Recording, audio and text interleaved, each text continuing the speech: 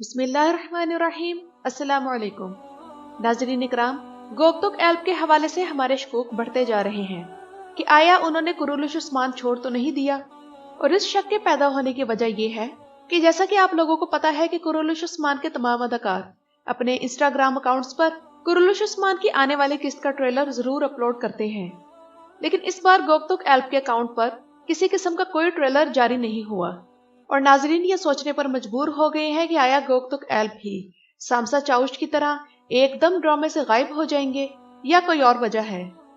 तो नाजरीन इकराम, आज की वीडियो में इस पर बात होगी और इसके अलावा ये बात भी होगी कि शेख अदब अली की वापसी कब तक हो रही है। आय गुल को बाजियाने रूम की सरदारी का जो ओहदा दिया गया है, तो ये बाजियाने रूम क्या है, और इस पर भी बात होगी कि अब्दुर्रहमान का खुफिया मिशन क्या है जिस पर उस्मान गाजी उन्हें भेजना चाह रहे हैं।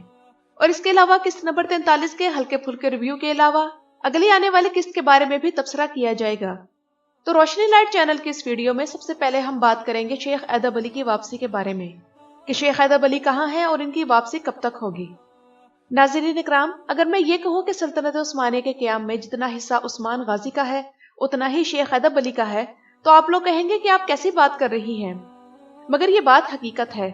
शेख अदब अली ने खुद और अपने मुरीदों के जरिए सल्तनत उस्मानिया के क़याम में अहम और एक्टिव रोल अदा किया है, वरना शायद उस्मान गाजी सल्तनत का आगाज ना कर पाते।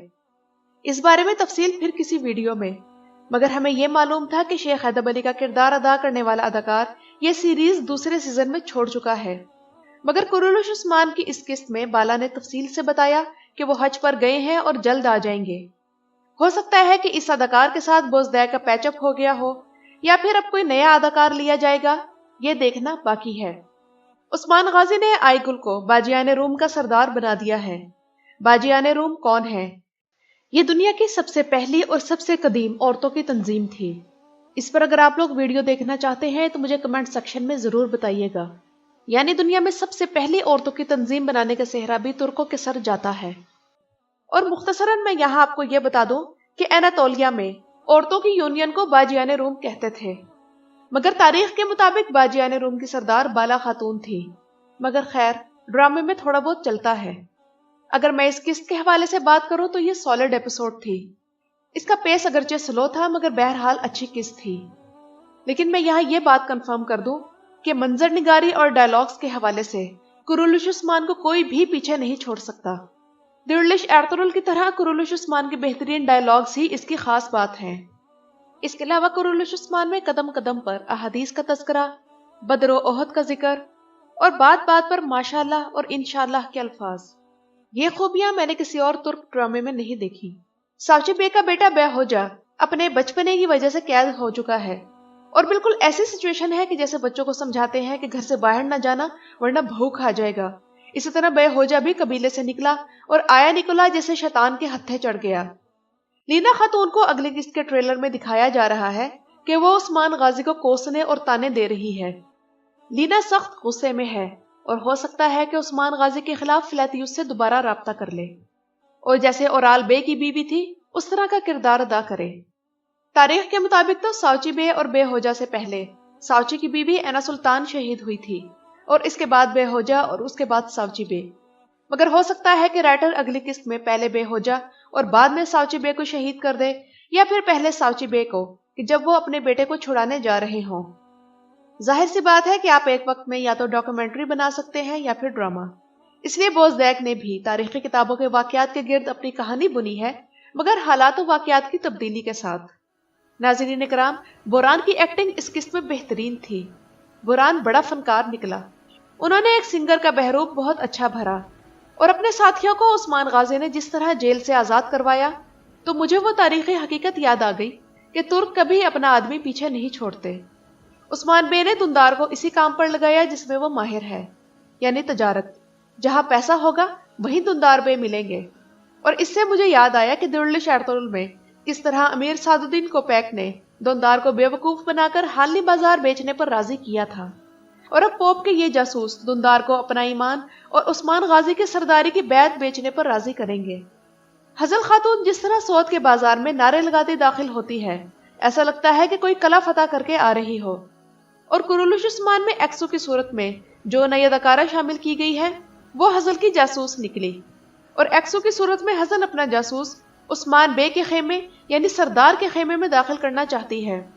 बिल्कुल इसी तरह जैसे दिरलिश एर्तुगरुल के दूसरे सीजन में गोंजा खातून की शादी गुंदुगदु से करवाकर उसके जरिए सरदारी के खेमे से खुफिया मालूमात लेने की कोशिश की गई थी। जरकोताय बामसी की कॉपी कर रहा है और आप लोगों ने नोट किया होगा कि बामसी के सर पर मुस्तकिल पगड़ी है और वो इसलिए कि अब बामसी सुल्तान यावूज ड्रामा सीरीज के लिए बाल लंबे कर रहे हैं और इस हिसाब से अब बामसी चंद किस्तों के मेहमान हैं। और इस किस्त में सलजन नहीं दिखाई दी। सलजन खातून ने अपने इंस्टाग्राम अकाउंट पर अपने और बामसी के हवाले से नाहायत खुशगवार बातें शेयर की थी जिनमें बामसी और अपनी रुखसती का इशारा दिया गया था। अब सबसे बड़ा सवाल जिस पर बात होगी कि क्या गोकतुक एल्प कुरुलुश उस्मान को छोड़ गए हैं। पहली बात यह कि गोकतुक ने अपने इंस्टाग्राम अकाउंट पर कोई ऐसी पोस्ट नहीं लगाई कि वो कुरुलुश उस्मान को छोड़ रहे हैं और बोजदैग ने कहा है कि इस सीजन में गोकतुक की यूनिक स्टोरी होगी। वैसे ये तो उन्होंने सामसा चाउश के बारे में भी कहा था मगर वो फिर एकदम गायब हो गए। हो सकता है कि गोकतुक की मुख्तसर से वक्त के लिए कोई और कमिटमेंट हो और ये भी हो सकता है कि वो एकदम सरप्राइज एंट्री दे और वापस आ जाए। अभी तो सिर्फ 2 किस्तें ही गुजरी हैं, अगली किस्त में बात मजीद वाजे होगी। मगर आप लोगों को याद दिला दूं कि दिरलिश एर्तुगरुल में तुर्गुत और एर्तुगरुल में लड़ाई होती है और तुर्गुत को जासूस बनाकर भेजा जाता है ताकि दुश्मन का एतबार हासिल किया जा सके। हो सकता है कि गोकतुक की भी इसी किस्म की स्टोरी सामने आए। अब बात करते हैं कि अब्दुर्रहमान एल्प को कौन सा मिशन देकर भेजा जा रहा है। अब्दुर्रहमान का मिशन या तो उन किताबों की हिफाजत है जो कि बामसी बे के खुफिया गार से लाई गई हैं और जिनके पीछे पोप के आदमी हैं। तभी उस्मान ने कहा था कि हमें दुश्मन से एक कदम आगे रहना है। या फिर दूसरा मिशन ये हो सकता है कि अब्दुर्रहमान को गोकतुक के ठिकाने का बताया जाए और अब्दुर्रहमान गोकतुक को ज्वाइन कर ले।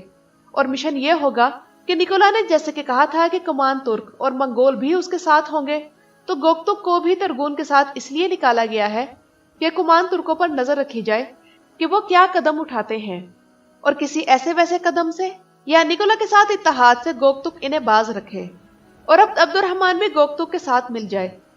यानी इन दोनों सूरतों में उस्मान बे दुश्मन से एक कदम आगे रहना चाह रहे हैं। लेकिन मुझे एक बात समझ नहीं आई कि अगर गोकतुक ने आना है तो जरकोताय का पेयर आयगुल के साथ बनाने की कोशिश क्यों की जा रही है। हालांकि बोजदैग ने तो ये कहा था कि आयगुल और गोकतुक की यूनिक स्टोरी होगी, तो क्या वो यूनिक स्टोरी ये है। सच बताऊं तो मुझे ये पेयर बिल्कुल पसंद नहीं आया। ये बिल्कुल ऐसा ही है जैसे हूर के पहलू में कोई लंगूर हो। मेरे हिसाब से इस पेयर पे एक सिमिलैरिटी बस यही है कि आयगुल अपने हिसाब से थोड़ी सी दीवानी है और जरकोताय अपने हिसाब से। इस वीडियो में जिन टॉपिक्स को डिस्कस किया गया है उनके मुतालिक आप लोगों की क्या राय है मुझे कमेंट सेक्शन में जरूर बताइएगा। वीडियो देखने का शुक्रिया।